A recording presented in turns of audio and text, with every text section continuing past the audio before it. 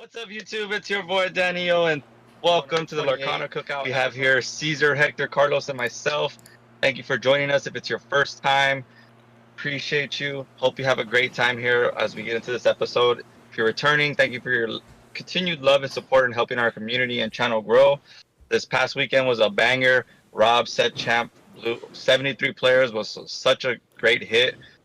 Great competition. So many people came out. People from Vegas, people from the high desert, people from LA. It was really great of an event. We have set 8 deck lists that we want to get into. Right, everyone's cooking. Everyone's on Fight Club, trying out some new stuff. Best of one, Meta 550. Hit me up. What else we have here? We're also getting into Worlds. Right, Worlds is up, and some strange stuff that's happening in Worlds that we're going to be getting into. So, without further ado, let's get into it.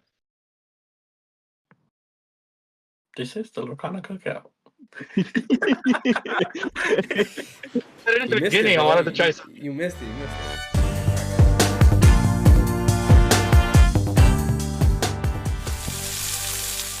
Okay. Our bad. So guys, today we'll just talk about our set chaps experience to start it off with. So I think we all played at Rob's tournament. Did any of us play on Sunday as well or no? No, any of us? No. So, how did it go for us on Rob's tourney? To be honest, I'll be honest. I didn't practice at all. Didn't play. I only played 2 set champs this week or at this one, and then didn't play for like 2 weeks. Only tested the night before, and I was just so over set 7. I was like, dude, I don't even want to play. Like the only reason I went to play is because it was a big tournament. Like how do I not show up to it? Like fat pricing. So, unfortunately, I lost my winning in. But yeah, it's about it. I played blue red, faced 2 aggro decks and then 2 discard decks. So I feel like, the discard deck can be like 50-50. They hit the nuts, like you just lose. It's even worse now because we don't have Hiram. But yeah, it's about it. I don't even want to talk about it, bro. I'm over set 7. I'll go next. I took Blurple. I've been having just fun with Blurple. I went X3. If I would have won last round, I would have made top 16. I did play against 2 Amber Steel that I beat, and I felt really great about that because just playing against Amber Steel with any deck is a headache, and so I was very happy to beat those. Lost to Red Purple, lost to a Lemon Lime, and lost to an Amber Steel. So I played 3 Amber Steel that day. Dang, I played 3 Amber Steel and I only lost to 1. So that's cool. Peace. Set 8, round the corner. Let's do it. Texas. I can go next. I took green steel. Carlos is a beast. It's one of the. It's the first time I played the deck in an actual tournament. I had tested at locals maybe twice before, but that was like 2-3 weeks prior to set champs. I hadn't played for like a week or almost 2 weeks, and I was like, yeah, I'll just play green steel. Tested it with Hector like the night before, if anything, because he needed to test this too. Started X2. So the first 2 rounds I lost to 1 red purple and then blue red, and then I just won out, went 5-2, made top 16, and then lost to Adam. Amber Steel aggro. But the deck felt really good. I really enjoyed it, and it felt nice just to discard everybody. But yeah. Mine was cool. Played blue red. I ended up not doing the Beagle Boys anymore, but something good came out of it because I ended up putting the Donalds to 5 drops. So my deck kind of just became a 5-drop Donald, like go to Tala, then play Donald, and then go start playing 7 drops. And if I see how far I'll go, I'll start playing 8 drops. So it's just like a very like 7-drop, 8-drop heavy. There was just games when I would just go like ramp, how far I'll go. Like it was just like I'm just getting to my big characters. So I was like on 3 big Sisu, 2 Scar, 2 Maleficent Dragons. It was like very tall blue red. I ended up losing, I ended up going, I believe, X3. I think I went X3. X3 didn't top 16, right? X3 did not top 16. Mm-mm. Right, yeah. So I went X3, 4-3. Lost a lot of close games in game 3. So it's all right. It was cool. It was fun. Looking forward to the next set. Congrats to everyone that got top 16. Congrats to Mike, Adam, Dre, TDK, Team TDK, Team TCG. Congrats to you guys and all you guys from SoCal. It was cool. It was a great experience, by the way. The artist, very friendly, very lovely. Cool card. She's the one that did the Enchanted Donald, so probably should have had our own gun signed, but yeah, I mean, it's cool. It was fun. I can't wait for the next one. Now I just got to lock in for Texas, right? So I'm already like Cesar said, I was already over the kind of set 7, but I wanted to at least, try blue red or something different and then see what the whole power thing's about. But yeah. Yeah. So unfortunately, I'm booty cheeks. I didn't get a champion mat this set, and I didn't even get a prize card this time either. So that's what happens when you're ass, I guess. I will say though, I only played 2 set champs, and the 2 ones that I went to were, I think, the biggest set champs in the IE. And the first one I bubbled. First one I bubbled out, and this one I lost my winning in. So it is what it is. But with that, not that it really matters to any of us, but we'll go ahead and put our input since we're all bad and we didn't make it to Worlds. We'll talk about the Worlds format.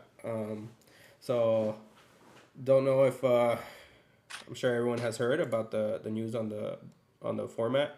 I don't know the exact. I can't remember, but I think it's like 50-50 this format called the triple deck constructed. I think they're calling it the. You guys know what it's called? They gave it a name. I forgot what it's called. Yeah, it's triple. Nah, they gave it like a specific name. Oh, I forgot what it's called. 3x3. No, 3x3. 3x3. Triple burger. I forgot what it's called, but I think it might be like, let's say if it's 6 rounds, might be 3 triple deck and 3 super sealed. If not, it's gonna be 7 rounds, 4 triple deck and 3 super sealed. I think somewhere along those lines. But anyways, so like the World's like main event, that's what it is. Well, there's no other event for Worlds, right? They're not allowing. It's only that. Yeah. So well, I don't know. They're not allowing people. He doesn't watch our videos, bro. Damn. They're not allowing other people to go. So yeah, it's literally just the World's competitors. They have to deal with this. So I personally believe that they were made aware of a while back, because if you notice, the only one I noticed that isn't playing different decks, but even Sailor, that's like hard stuck on red blue, you see him all of a sudden start piloting new decks. So I feel like they might have given him a heads up, or some, like all the World's competitors, a heads up, and maybe that's why they started practicing different decks. But yeah, so triple deck format, basically you have to represent all 6 inks. You present 3 decks. You give your opponent your deck list. You read over the deck list, and then you basically have to ban one. After you ban one, you have to win once with each of your decks. So it's still best of 3. Chick-fil-A. Still best of 3. Hey, we're not sponsored. It's still best of 3, but you have to win with each one, right? Yeah, that's about it on that. I'll let you guys go first on what your guys' opinion is on this. Okay. Go ahead, Danny. You can go. I like the 3 deck format. I like that. I come from Hearthstone, and so they had it in Hearthstone major events like Worlds or qualifiers, and the reason I like it is because it makes you play all the colors. There's so many different color combinations that people can go for. So like, yeah, a lot of people might be on amber steel, but some people might want to be random and go amber blue, so they can do other color combinations. I think it's pretty cool. I think it's gonna change up just how World is gonna look. The only thing though, I really don't understand is the super sealed. I don't see how that shows that you're a greater player, because you got better cards in your packs than the other players did. So I'm not sure about that, but that's just me. Yeah, so to interrupt, super sealed, since you mentioned it, is the other half of the format. So basically everyone's gonna get 4 packs of each of Shimmering Skies, Azurite Sea, Arcasia's Islands, and Reign of Jafar. They'll have 60 minutes to construct a 50 card sealed deck. This one's not like unlimited like other sealed formats. This one you are restricted to 3 ink colors. Players are basically allowed to have a sideboard, which is basically all their extra cards from their packs that are in the same 3 colors that you chose. So if you chose Amber, Ruby, and Amethyst, you can only swap your extra cards from Amber, Ruby, and Amethyst. But at the end of every round, you have to revert back to your original deck list submitted, which doesn't really matter. But yeah. So you want to go ahead and talk about it, Carlos? Yeah, I mean, I think it's interesting what they're doing. Um, I know like not everybody here is like a fan of sealed. I like it, but I mean I like ripping packs, and I feel like I can deck build pretty well. So like I said, I just think it's an interesting thing. For the triple deck thing, I think that's really cool actually. It kind of shows that like you're kind of proving, right, that you could basically pilot any deck that you can build, which I think is, that's just gonna go to show who really is a truly like the best player. So yeah, I do like the triple deck. The super sealed, kind of weird, but maybe it'll be fun. Who knows? You know, at least for the worlds, because we're not getting it. So Hey, definitely. Hector? Yeah, it's funny because we had like in the cookout, we had a whole discussion on Discord. We were like a long discussion about how this were to be if it were to be like included in DLCs, right? Because I saw this and I was like, oh my god, this is like, I think as I saw it, he get excited and he's like, oh, this is how it's gonna be, guys, like the new format. And I was like confused. I was like, I'm about to quit Lorcana. Like I'm not about to take 3 decks to every tournament and just play like that every time. But it's for Worlds, so it's different. I think for Worlds, 3 deck is really cool. I think it's gonna reward deck building. It's gonna reward a lot of like reward the players that test more. I think also, this guy got here because he's the best blue red player. This guy got here because he's the best green steel player. Whatever. But now we're gonna find out who is gonna be the most well-rounded Lorcana player that day. That's really cool. Sealed is weird. I don't like sealed for a competitive thing. The reason being is like you already had it with the 3 decks, right? But now you're adding the variable of like what do you pull? Because now I feel like yes, you could be who's the best deck builder, but there's only so much you can do with the pool that you're given. As to right now, it's like Cesar, you have to play each of every color, like 3 decks, but you have all the card pool available. That it's actually rewarding deck building. When you're like, here, you're a good deck builder, but it's from these cards you pull. There has to be a luck factor to a certain extent. And how much a card games are already luck factor based to an extent. Worlds competitive events, you want to minimize that as much as possible, right? At least I would want to, right? The more skill, the better. So everything was good other than seals. Also they do these stuff for DLCs, like the 3 deck color format, for like a side event 500 player. We're talking about it. I think that'd be really cool. I'll sign up for one, right? Like, but yeah, we can talk. We don't have to go into how this would be if it would be main event stuff and that, because I mean, just the theory of like someone having to take 3 decks financially is kind of probably hard for people, so I'm not even gonna get into that. So, but yeah, so that was cool for Worlds. The 3 deck sealed. Come on, guys. I'm Yeah. just like I think what you were saying though, like instead of it being sealed, they should have told the players, hey, you get to pick, like how you're saying, you can pick 3 colors, but you have the whole card pool, and those 3 colors you pick, and that's it. I think that would have been a way better than sealed. Like here, pick your 3 colors, and then just rock with that. like what do you mean? So like how you're saying, there's 6 colors. You could pick 3 out of the 6 colors, and then you can build whatever deck you want out of those 3 colors. Oof.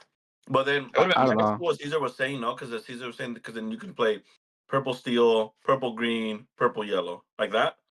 No. You pick 3 colors, so No, it's You make one deck with he's 3 just talking about colors. the super sealed. Instead of it being sealed, to just let them pick 3 colors and then build a deck with those 3 colors. yeah. Oh, I feel okay. like that. I don't know. I feel like that's like too much at that Dude, point. Because like super RNG, right? Like, let me just yeah, hope to like rip really good stuff, and if I don't, you're just looking at it like, all right, when am I gonna get something good? When am I gonna find something good? like I get that, right? There is that luck factor to get the good cards, but most of the time, like the good cards are like they're either like uninkable, which you can't really have too many in sealed already, and then if they're like I said, also good cards tend to be a part of a combo piece. So it's just like, and then you would likely only maybe rip one, and then you're lucky to even see it if you're playing it. So, like, yeah, it is very luck based, but like at the same time, most of the cards already have some type of synergy within their own set, which is kind of what I feel like you kind of want to go for in sealed, rather than just play the good card. What's funny Because though, like, it's that. Oh, I'm actually. no, go ahead. So I think like what's funny is like for a business standpoint, they didn't have to do sealed because that's them giving away packs. I mean, yes, I get it. They're a multi-million company or whatever, right? But still, they don't have to give away those packs if they don't do the sealed part. Two, production standpoint, I don't know if you guys have watched blue red versus green steel or like a purple red and like in stream, and it can get juicy and it can be combo plays and muses and trigger right. That's cool sometimes to watch. I don't know if you guys have sat there and watched two people play sealed. It's pretty boring. It's just quest and challenge.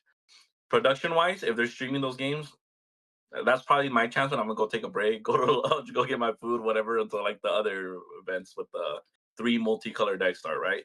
So I think there's a lot of like reasons. I don't know, man. Like production wise, financially wise, skill base wise. I'm trying to think like of a huge positive, which is maybe deck building.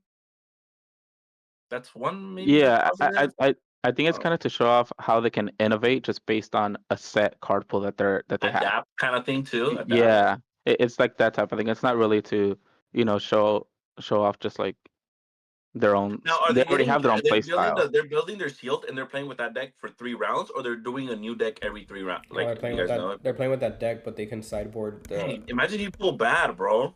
You could sideboard. That's why. Are you just screwed out of worlds if you pull bad? Let's just say you get really bad packs. Yeah. Are you just screwed out of worlds? Like, are you automatically out? Think about that. Like, all right, I just lost these 3 rounds. I pulled bleh, and now I have to try to win the rest of the 4 rounds. Like, oh, look at my packs. I pulled a bunch of high drops and inkables in every pack. There's that luck that can happen. You're almost pulling. So if you do the math, you're pulling 192 cards, and you have to make a 50 card deck, and you could sideboard all your cards that are the same colors. Yeah. So you could you could every color that you pull of the deck that you end up building, all those cards are sideboard. So you could change them out later. Oh, okay. Like after game round 1. Yeah. So if I pick a purple, red, and yellow deck, all my purple, red, yellow deck cards that I pulled are available in my sideboard if I want to swap them out. Yeah, but you can only do it per game, like not per round. So at the start of each round, you're starting with the same deck list that you started. Yeah. Like wait, but I thought sealed is any color. No, they limited it to 3 since you're getting so many packs. Yeah. You're getting 5 packs. No, you're getting 16. You're getting 4, 4, 4, and 4. Yeah, you're getting 16 packs. Oh, okay. Okay, wait a minute. All right, wait a minute. It's cool. Okay. I'm glad we caught this right now. I disagree with everything I just said then. It's 4 packs of every set. No, it's just of shimmering. Of the 4 sets, the ones that are, the most new ones. 4 recent. Yeah, the 4 That's a lot of packs. That's a lot of card. Yeah, it's 192 cards. Deck building, decision making you have to do. Right. It's really unlucky. It's really gonna be hard to be really unlucky, and it's gonna be really hard to be super lucky. Yeah. So I guess I'm a little more like you can be the only one with sharks. Yeah, but then it's like, how many sharks did you pull, and does it work in your deck? And then it's like, it's okay. Is it a 40 card deck or is it 60 card? It's 50. Okay, it's all right. I still rather not have it, but okay, I'll be open to it.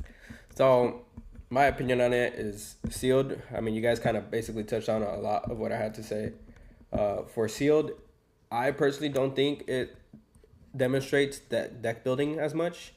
I feel like the fact that we're doing the triple deck format already itself is showing you a lot of your deck building strats.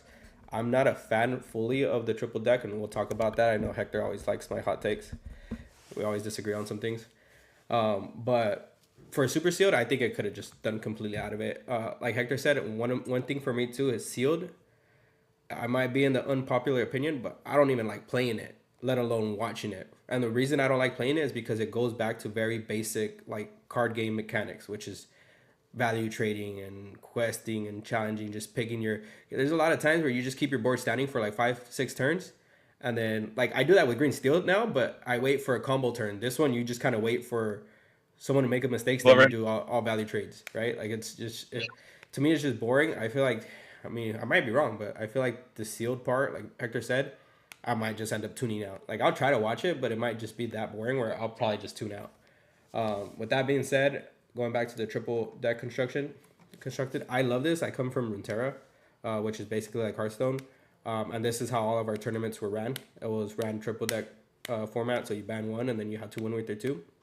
I think it adds another like step of strategy. You have to think about like which one of your 3 decks just auto loses or is your worst matchup into those 3 decks, and then you got to ban that one, right? And then not only that, you got to think about what deck they're gonna ban on your side. So you gotta. It's kind of like an extra part of mind games that's not even really while you're already playing. I like that aspect of it, and then you could also bring your whole lineup to just be like, all right, if I face someone that's playing these kind of decks, like my whole lineup just destroys it. So even if they ban one, like I should just completely eat this if I'm playing against an aggro player or something like that, right? So I like that about it too. The only thing I don't like is that they're making you do all 6 inks represented, which I understand why, because they want to see all the colors played. I do understand that, but I think, I mean, let's be real. Like some decks are just kind of unplayable, right? So it's gonna lead to a lot of, I feel like, the same decks. No, Well, not necessarily. It all depends on how like you want to go, right? Like maybe one, I don't want to play Amber Steel because I want to play Green Steel. I think Green Steel is gonna have a viable chance, so I want Steel to be with Green. So I go Amber Amethyst and be hyper aggro, and then them know it's gonna be hyper aggro.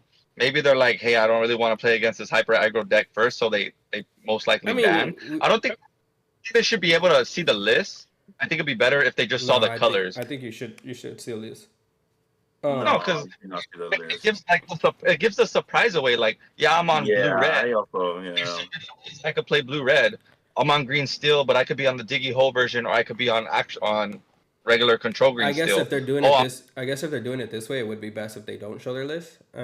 Like I said, I mean, we experience it when we do like triple mans, right? When we do team tournaments, like one color always kind of gets like 8 out if we pick like the 2 best decks, right?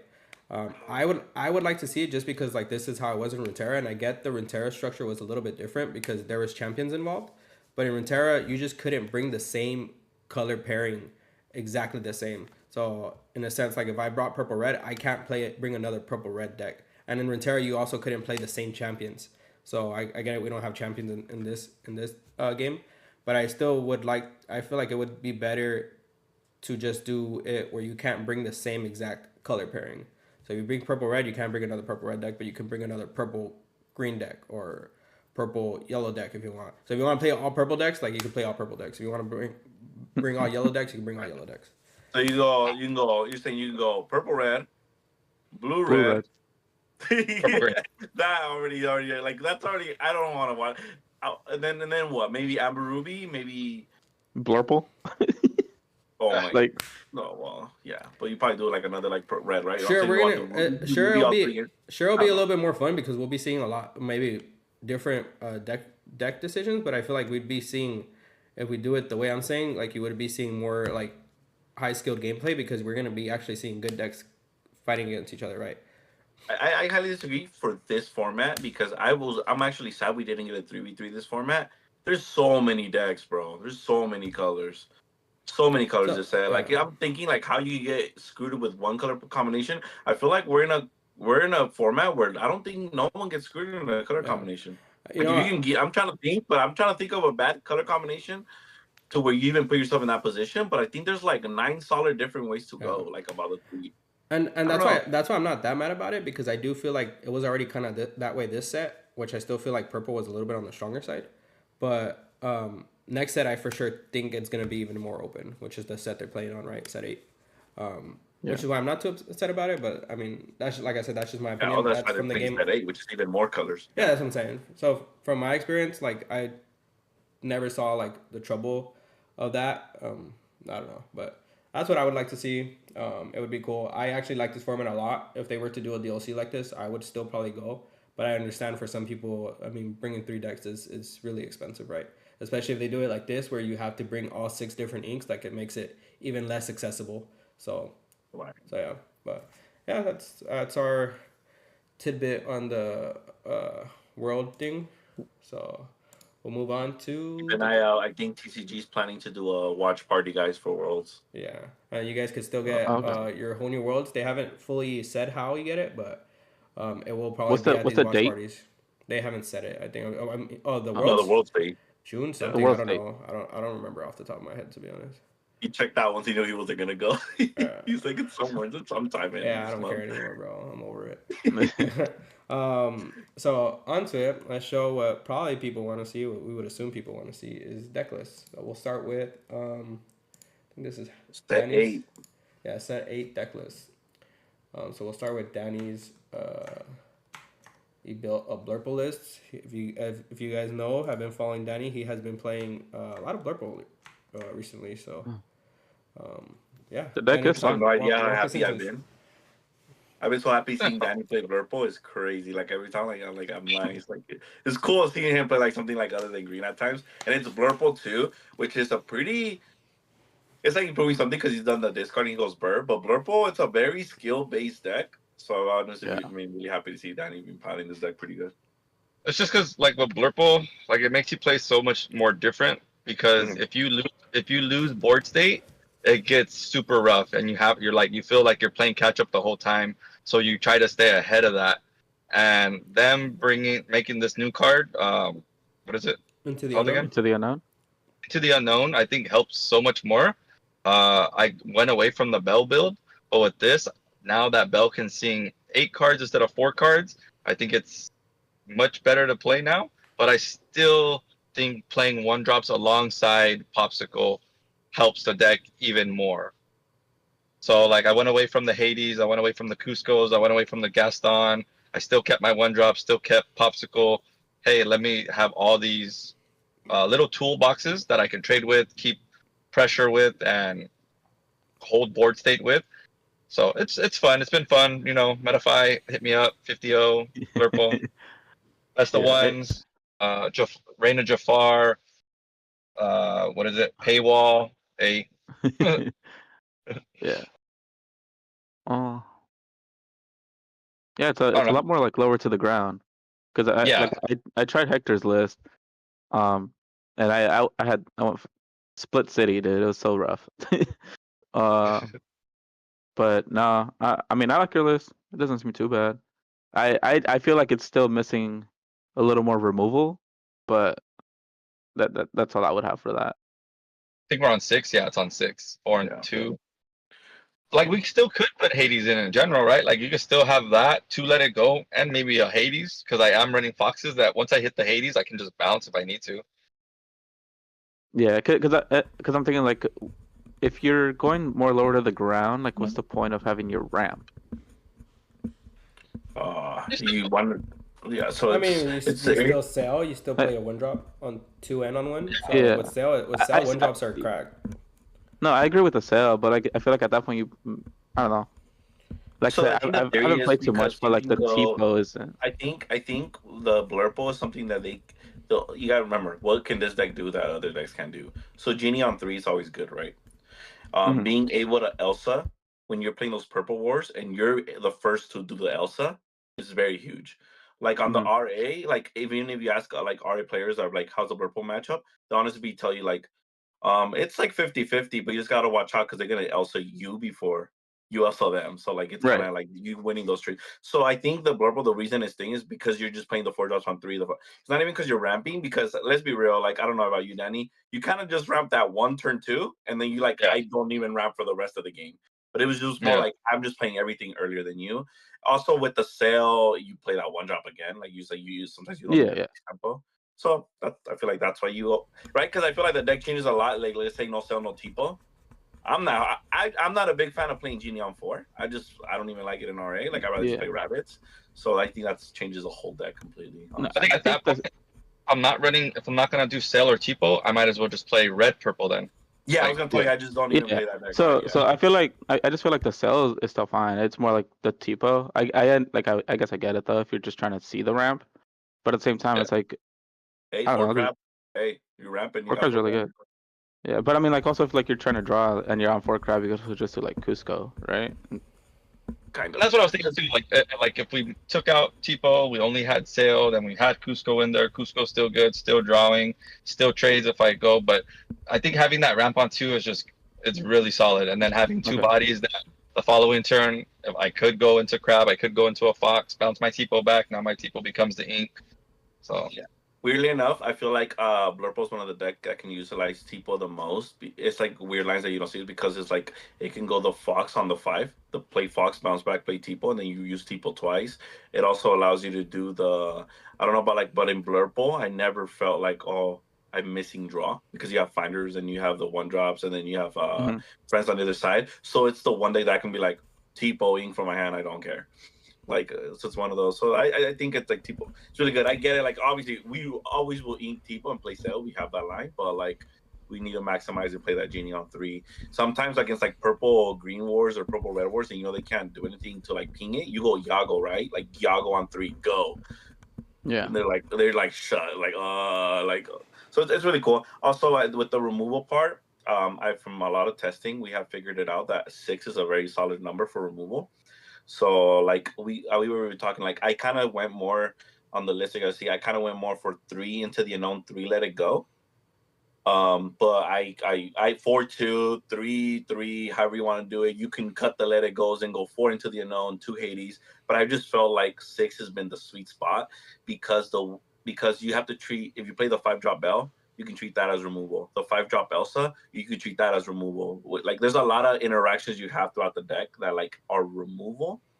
It's like like unseen removal. Like but once you play the deck, it's like my Elsa's removal. My Bell 5-drop is removal. But Right. Blood Bowl's really nice. I'm actually excited. I'm excited for it. Yeah. I mean, me personally, I feel like I would like to see Big Elsa in here. With Into the Unknown, I feel like it'd be a lot better.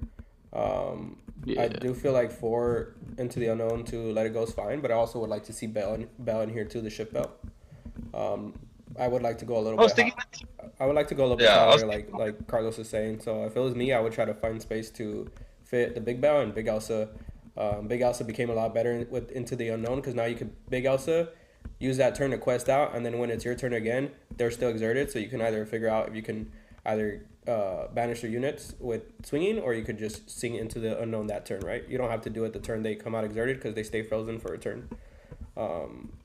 Yeah. I think you're going more, more towards control then, right? You're going super control route instead of lower to the ground route.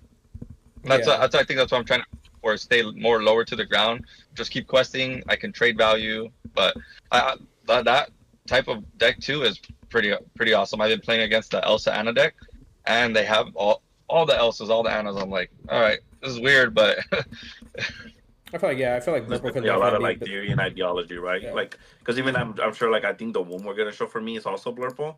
So it's literally funny how you can see like the different ways you can build Blurple and like the different routes to go. I mean, did you put it? That way I just put it up right now. After you guys give your info. Okay. So like I guess we can just give you guys 2 different takes on Blurple. This is the kind of I knew like Danny was gonna go that route, so I was like, well, let me try to focus on this route a little bit. Maybe there's something there. This is kind of what I came up with. I wanted to maximize the Bell because I wanted to maximize my Singer, like get my Singer out on turn 1, right? So I did want to play the 4 Cricket Mallet, 4 Popsicles to maximize that. Cricket Mallet 2, I was like, hey, I no longer have to play Fox. Hey, I no longer have to play Peter Pan because I love how you don't have to pay ink for this. That's my favorite part of this card. Unlike a lot of cards, you don't have to pay ink to give any of your characters rush. So I'm like, okay, well now what are the best rushers I can have in this deck? 5-5 on turn 3, 4-6 on turn 3. Scrooge 4-4 on turn 3. So if I go Crooked Mallet and I don't see Bell, I still have a really good powerhouse. Like it feels like a 5-drop Maui coming on turn 3. So that's kind of the route I kind of went. Some people told me to put the Spikes card over the Hexwell Crown and stuff like that. I wanted to get full value of my 6-drop Tamatoa, playing my items for free.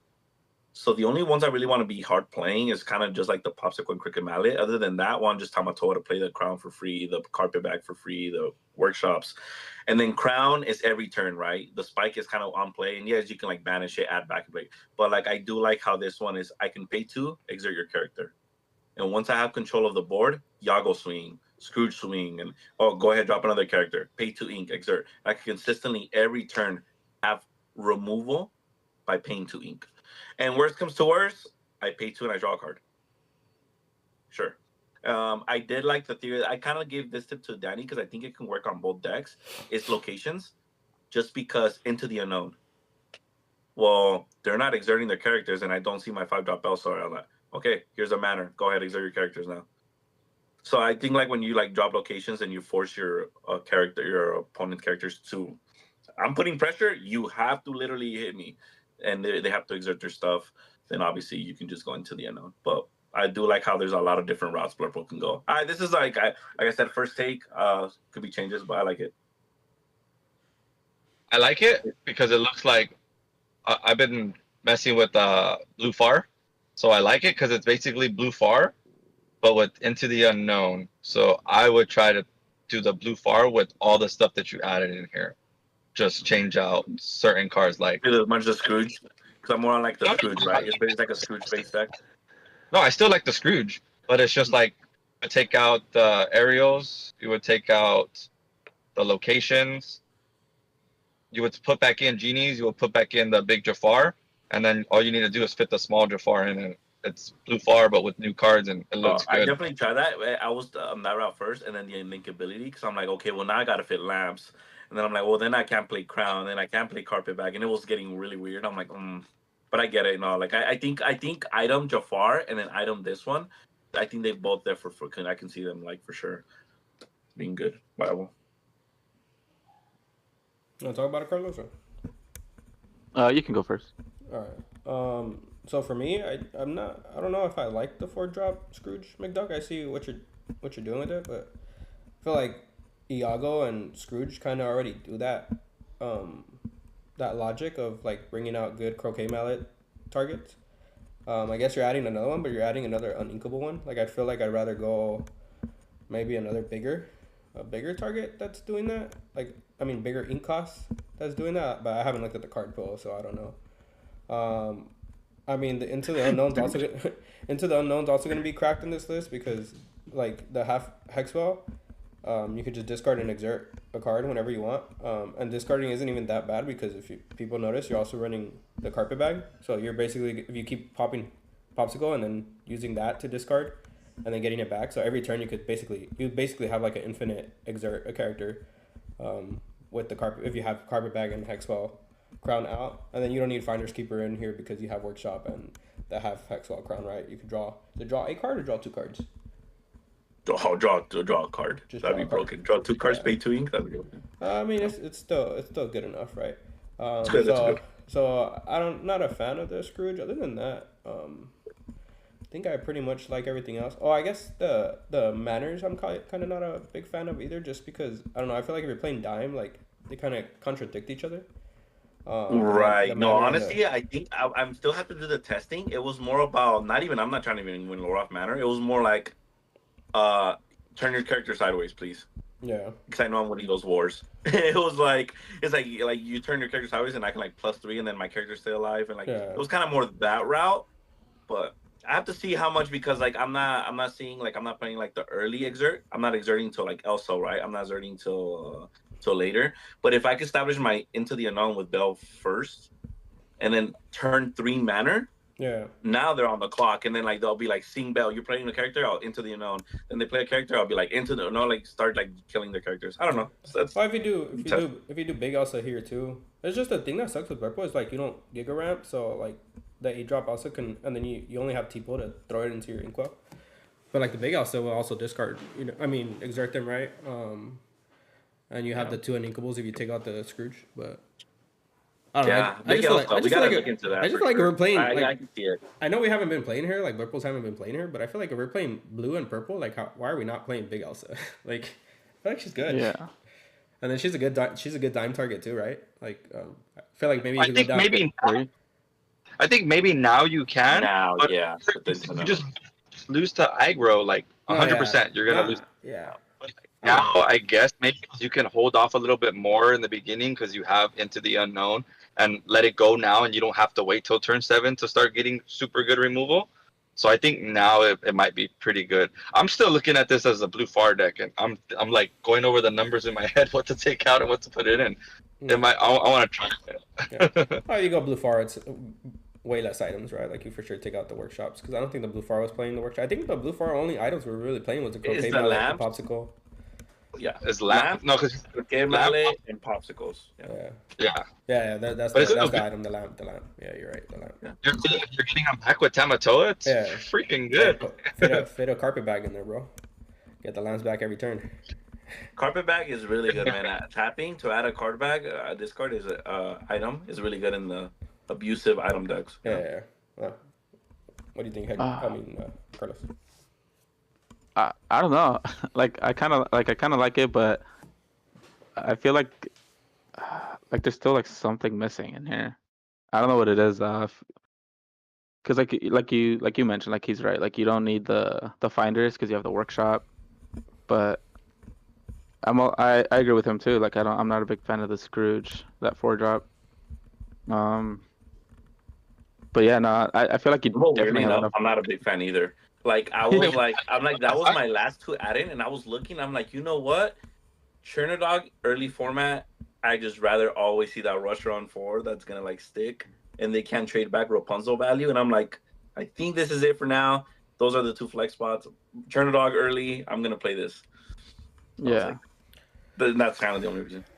But yeah, sure. Like that could be anything else later on, right? For sure. I mean, I feel like I would probably play Tala, right? Unless Chernodog's for specifically adding 4 health characters, because I feel like Chernodog's gonna go back to 3 health characters because the lady's the 2, the 3-drop lady's the 2, the new 1-drop lady's the 3, the tramp, the war tramp is a 2. Like I feel like you don't have to dig though. Like I'd rather just play genies, 2 genies. Yeah, honestly. You could do that too. Yeah, you could do that. Then it draws, and then it gets me fast on. It gets the faster decks, right? But technically, yeah. I mean, it just depends. But the Tala sees 2, right? So that's good too. But I mean, you go either one. I'm just saying for the inkability. But yeah, I mean, you can go genies. I don't see anything wrong with it. Well, the reason I'm saying Tala too is because, like I said, I think they're reverting back to 3 health. So Tala still clears, right? And you're drawing a card. So. That's what I'm saying. It'd be cool to go Tala, effective Tala, and then you go Crooked Mallet, Rush Tala is still right. Yeah. Hey, no, but I've been playing a lot of Chernobog. They're playing that 0-4 Nala, man. You're gonna get punished. Oh, they're still playing it? That's what I'm saying. I feel like that's what I'm saying. I feel like they're reverting to 0-3s, but I mean to 3 health, but I'm not sure. I mean, if they are staying on 4, then yeah, it definitely becomes worse. That's why they're gonna realize that 3 health's not doing it, and they're gonna need to way to go. I also believe that too. Yeah. If it does, then we change it up, right? But, yeah. It's a different purple taste, guys. You guys can check it out. You guys know me. I'm a item. I don't know if I can say this word, so I'm not gonna say it. But I'm an item enthusiast, so I'm always down to play item list. Oh, this is my list. Yes. Yeah. So I mean, this was just after playing Green Steel this past set, champs. And honestly, just looking at the card pool finally for set 8. That new hook I think is good, but I definitely don't think it's a 4-up. I think max is 2, and that's okay. But yeah, I mean, you guys tell me on this. Like, personally, I feel like I need one more beast, but I don't know. That one of Cricky somehow always comes up. It came up definitely during set champ, so I feel like it's just too good to not play it. But yeah. Yeah, so in Nats, I did take a 1 of Cricky. I wish I would have taken 2, to be honest. He's spicy every now and then. I do like him. I don't know. I mean, you guys saw my list. So my problem with Morph right now is like, I feel like you want to play to the board a little bit more now, and I feel like 2 Morph is like very inconsistent, right? Because like your mulligan lines, like if you have Beast, like you keep the you look for the Morph, or if you have Morph, then you keep the Morph if you have the Beast, right? Like I don't really.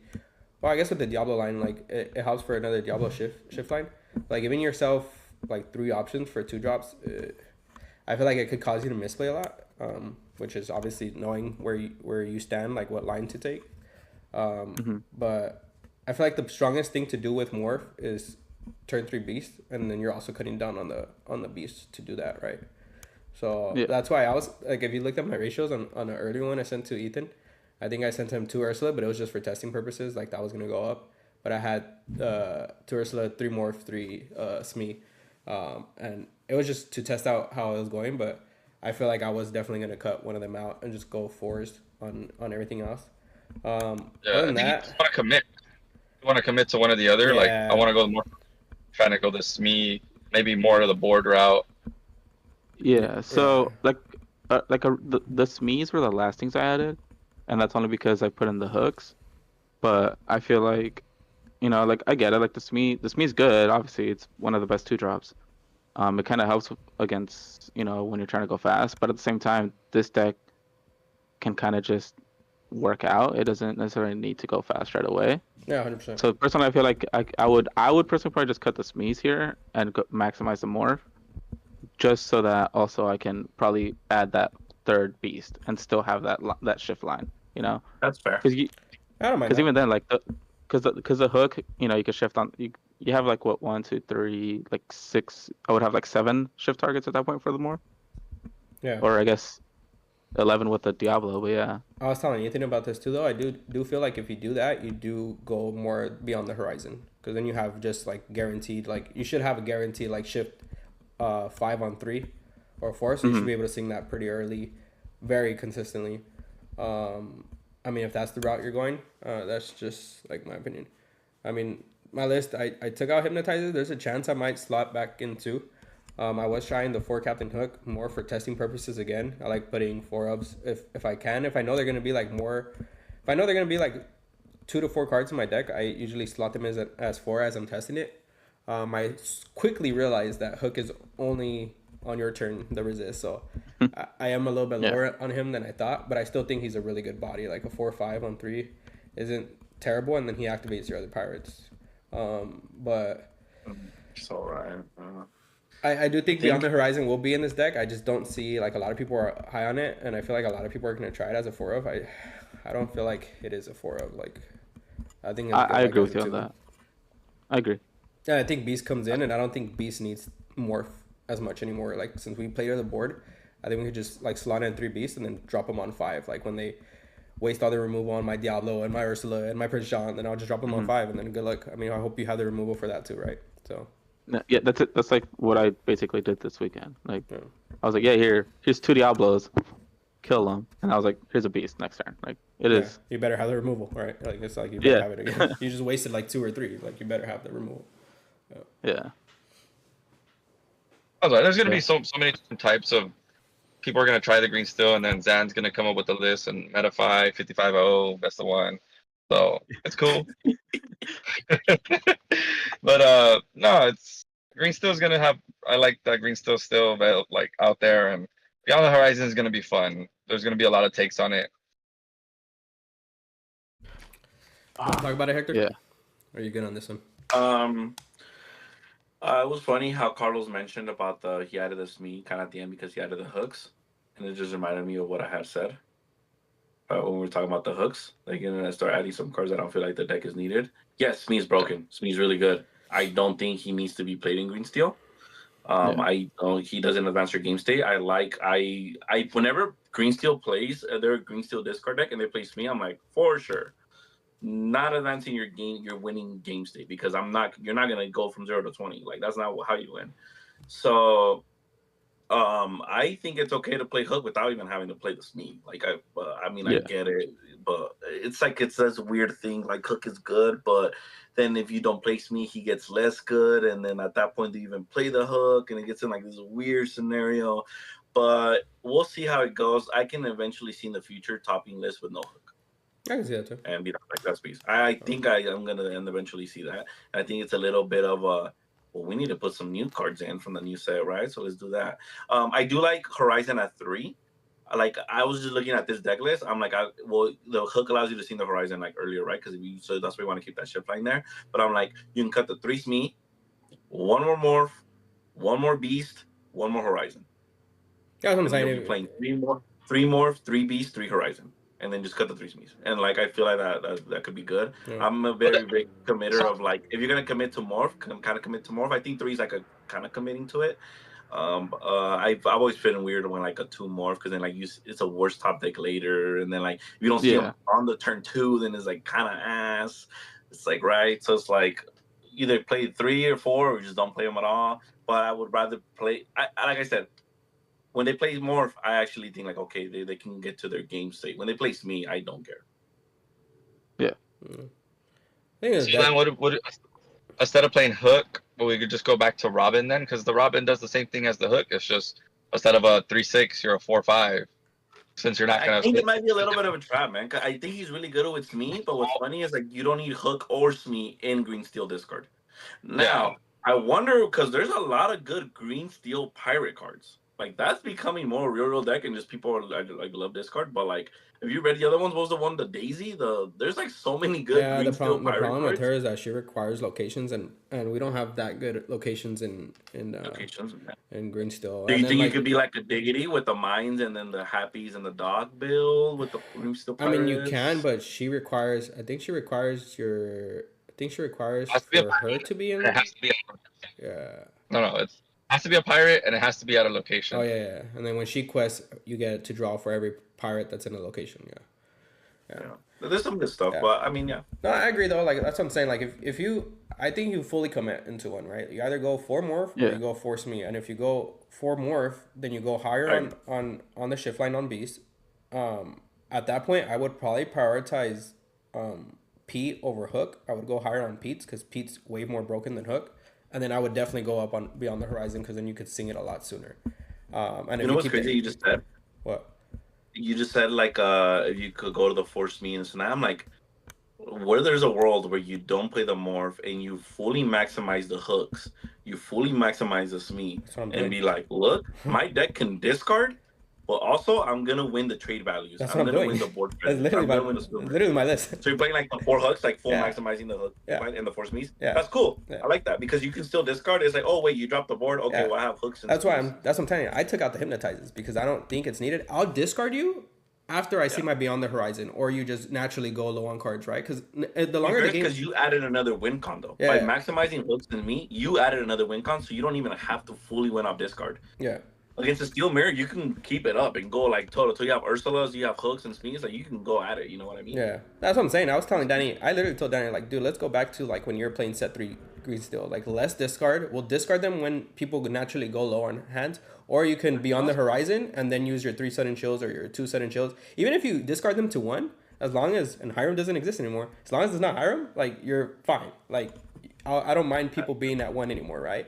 And even then, like I have the Lucifer in my list, so Beyond the Horizon, play Lucifer, that brings you down to 1, and then more than likely I'll have a sudden chill or something and then you can keep bouncing back. You can keep bouncing back Lucifer with muses, right? So, that's why I keep telling Danny, we're more. At least I'm trying to be more board based. Like I'm controlling the versus discarding. So before with green steel, I would focus on your hand first, then the board. Now I'm focusing on the board first, then your hand. So. Because if they're drawing the cards or they're doing all this stuff, you'd be like, okay, it doesn't matter. I'm gonna Horizon you eventually anyway. Yeah, I don't care if they're like, you have 6 cards in hand. Okay, Horizon here, Ursula seeing double sudden. Exactly. Yeah. Draw your hands because when hooks and Smees and all this stuff. No, that's what I'm saying. Like if you want to play the hand game, like once I drop my Horizon, like you're gonna be cooked because I'm gonna bring you back down to 3 no matter what. Yeah. So. You're checking their hand without checking their hand, and then because like you play Horizon, so just by you having it in your deck, you're already checking their hand. Yeah. So. We'll see, but I'm not mad at either list, but I might just be like you said, the new card hype. But I'm just putting in 4Os right now to test it. But I also don't feel like it's that bad. Like we changed our game plan a little bit, but it is what it is. Yeah, I mean, I think the card is great if you have 4 Smees in your deck, and then you have the P right and stuff like that. And that's like changes everything. I guess I'll show a blue-red list. I don't remember when was the last time I looked at this list though. Let me see.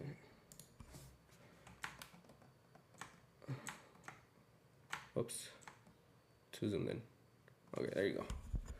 Okay, so this is my Bell items list. With wardrobe, like in the meta, like we're discarding a lot more cards, so I feel like Bell can be a lot better. The shift Bell.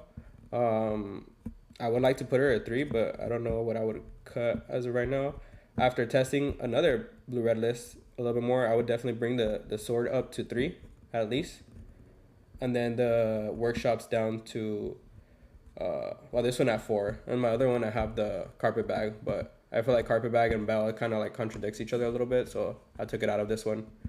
But I feel like Bell can be pretty good. I like this list. I'm way higher on wardrobe than I thought. Like I think with sword she's pretty freaking good, but yeah. What does the sword do? The sword card? You tap the sword, and then you tap one of your characters to restand. Oh. your character. They can't quest though, but obviously you don't want to quest with the wardrobe. You want to activate her. So like these lines is like you want to see Tipo, like majority of the time you might want to see Tipo over Cell more unless you have Bell, right? Because then you Tipo and then you wardrobe, and then you activate wardrobe, then you tap the Tipo with the sword, and then you activate wardrobe again. If not, if you have Bell, then you could go Cell, and then your Bell will be your trigger to activate wardrobe twice, right? And then if you have Bell, then they have to be scared of the shift Bell. And if you're activating wardrobe types, you already discarded 2 items for your shift Bell. So pretty good. I think wardrobe's good. I'm glad that they brought that card and it's like that instead of how Hiram was.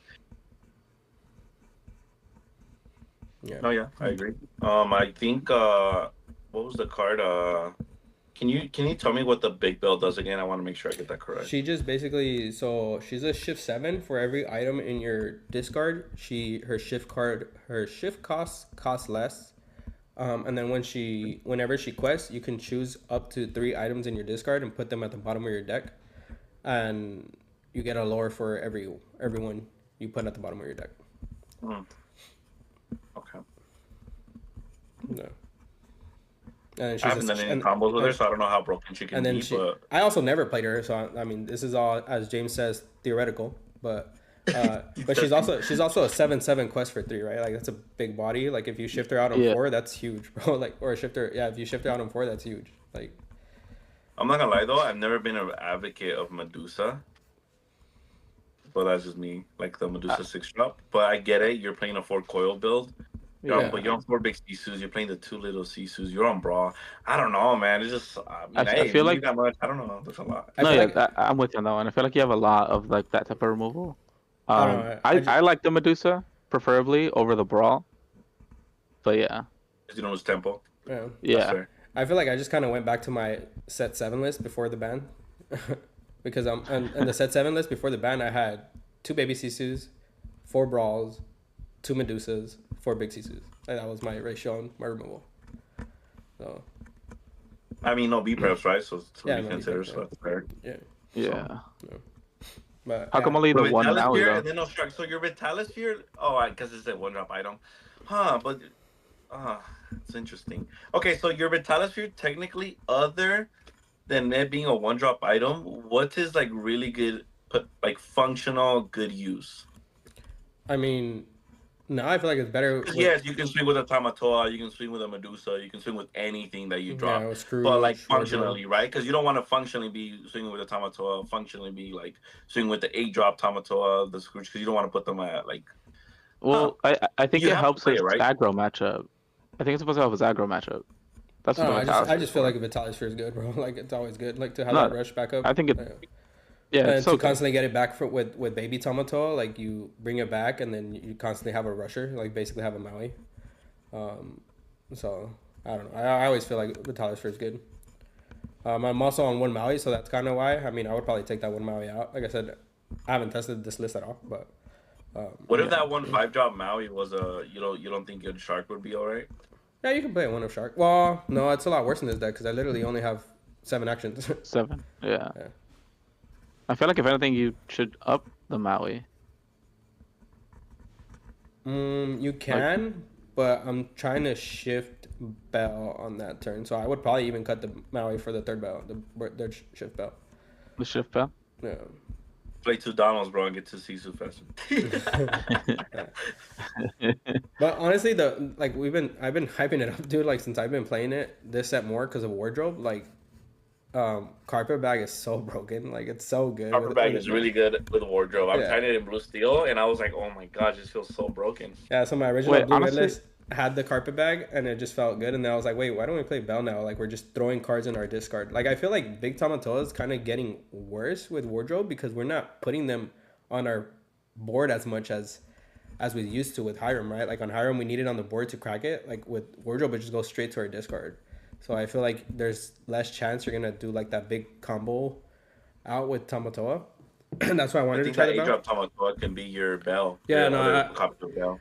That's what I was thinking too. Like I wanted to test it first, which I could probably just test it with the full 3 bells and see how it feels, and then if I need the Tamatoa.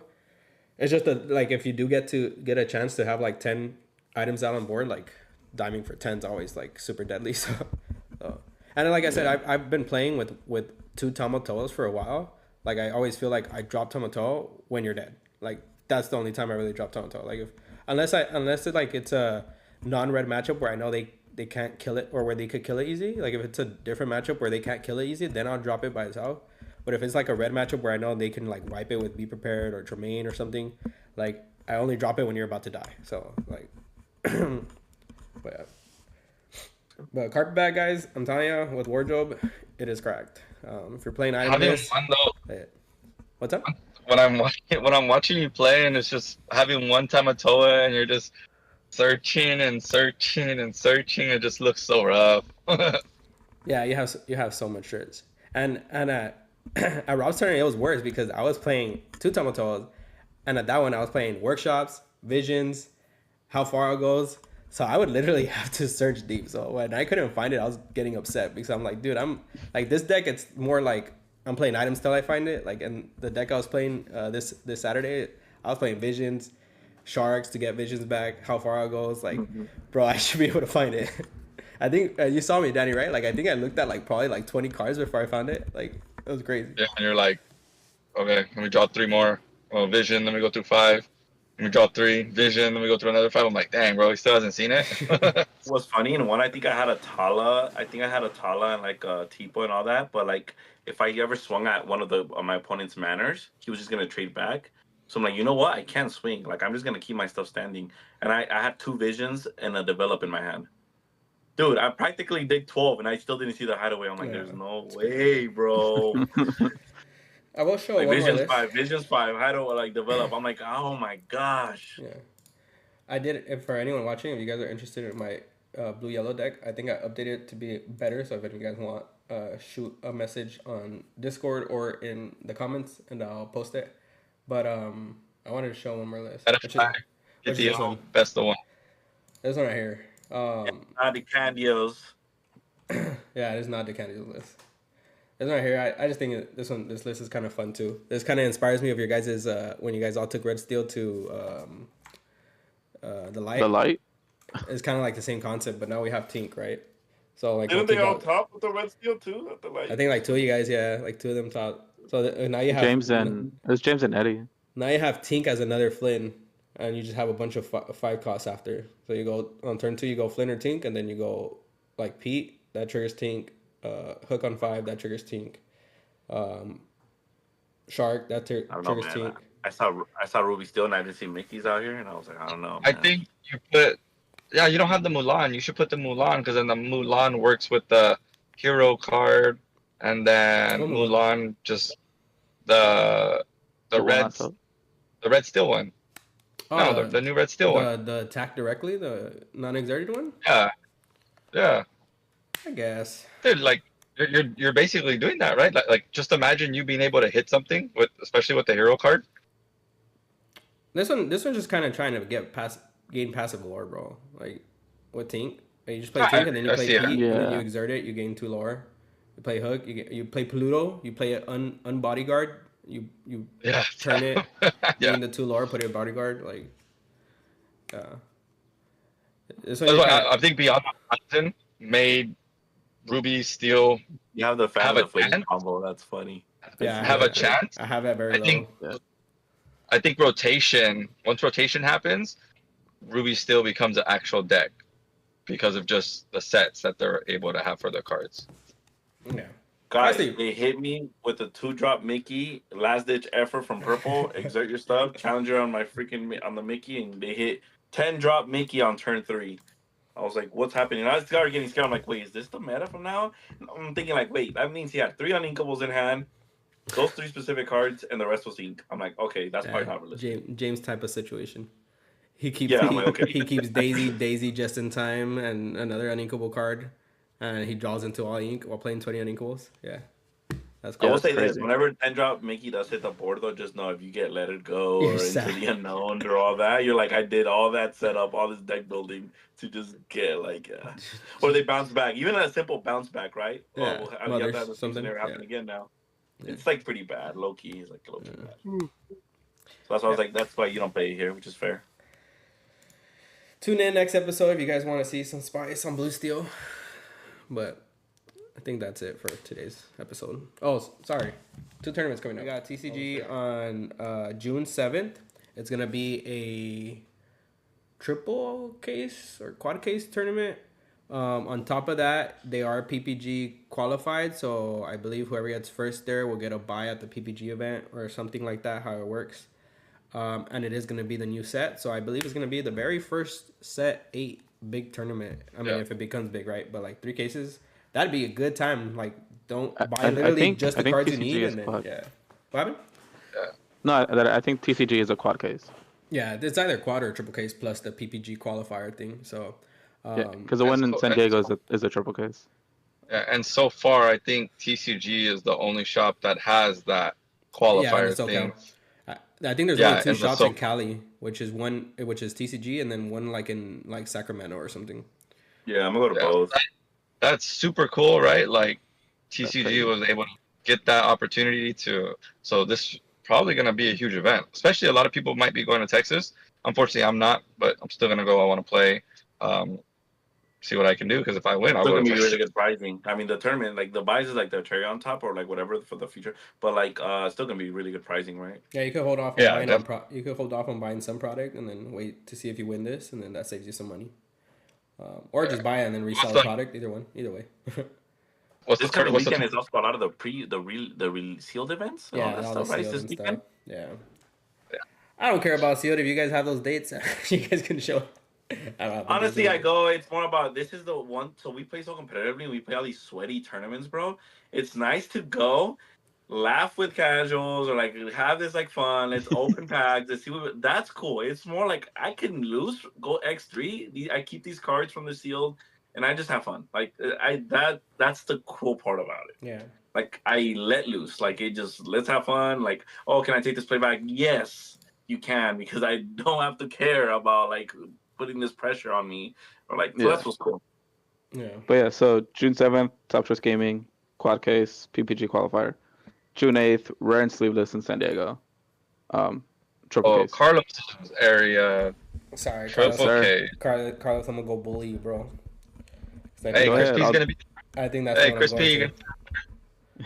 I'll discard your hand. It's cool. True. Yeah, guys. Looks like it'll be another weekend of San Diego for me. Or it's the day after, huh? Yeah, it's the day after. The day after Top Choice. It's probably gonna be the same thing as I did last time. It's gonna be like the Saturday tournament, and then it's gonna be tired. Go to San Diego at night. Go to the gas lab or whatever at night, and then like you guys are gonna see me Sunday with the glasses on, and people are gonna know what's happening. It's early. I'll be down for that. This like starts like at 9 a.m. or something. Oh no. No, I think it's at 10. It's like 10 or 11. Oh, okay. One of the two. I have to check. Yeah, so I might be down. Talk to the wife. We'll go down to San Diego. I have a work thing. Hey. I have a work thing on Saturday, so I'm not gonna be able to go to TCG on Saturday. So I'll probably be showing up to San Diego on Sunday because I'll be in Orange already. Saturday night, bro. Huh? Well, I'll more than likely have a hotel in Orange on Saturday from work, so I'll probably drive from Orange to there. So there's gonna be a little cookout at Carlos's pad on Sunday night. Or maybe I just show up to Carlos's house and sleep over there. And don't get a That's fine. You can all literally stay here. It's not a big deal. Cookout Saturday night. Hey, maybe if you guys do that, maybe I'll just skip out on the hotel. Yeah. Hey. But yeah, so June 7th, 12 p.m. at Top Choice, and then rare and sleeveless is at 10 a.m. Sunday, June 8th, and that one's a 2-game format, Swiss. Oh, never mind. I'm not going.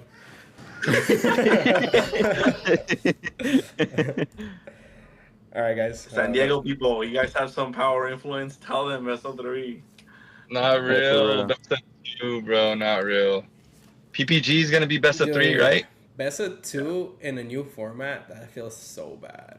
Wait, but PPG tournaments are best of 3, no? Yeah, best of 3. Yeah. Oh my god. I don't mind best of 2, but best of 2 in a new format, that's so rough. Because I always say I like best of 2 because it encourages you to play perfect. It's so hard to play perfect in the new format because you have no idea what the hell's going on. Split cities everywhere. I mean, split cities everywhere. Yeah. So everyone doesn't know how to play like on the draw. So everyone's winning on the play. That's it. Yeah, that's funny. That's so ass. That's cool though. Yeah. That's all right. I'll still probably go. Yeah, I'm probably still gonna go because I have nowhere else to play that weekend. So, but that's about all we got. Danny, you wanna kick us out of here, bro? yeah, if you made it this far, we thank you and appreciate you. Don't forget to hit that like, share, and subscribe button. It helps us out tremendously. Talked about so many things today, right? Rob's tournament was a banger. Thank you all for coming out. It was great seeing everyone. It was great having the competition there. Top 16 was a whole different story, and I like top 16.